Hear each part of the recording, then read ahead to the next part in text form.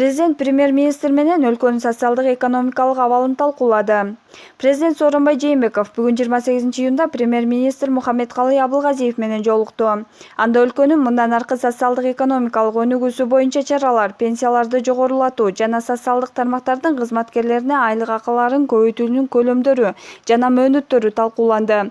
Президент аймактык өнүгүү, санариптешүү, анын ичинде салыктык процедураларды фискализациялоо жана түндүк ведомство аралык электрондук системаны киргизүү, Коопсуз шаар долбоорунун экинчи фазасын ишке ашыруу боюнча чараларды тездетүү зарылдыгына көңүл бурду.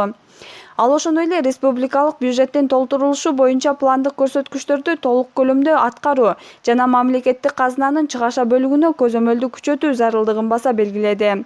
Казынанын киреше бөлүгү толук эмес аткарган мамлекеттик органдардын жетекчилери жеке жоопкерчиликке тартылышы керек, деди президент. Мындан тышкары райондук борборлордо жолдорду оңдоо, түндүк-түштүк, Баткен-Бишкек-Кара-Балта, Ош-Баткен-Исфана-Худжанд жана башка республиканын негизги автожолдорун куруунун жүрүшүнө көзөмөлдү күчөтүү зарылдыгы белгиленди.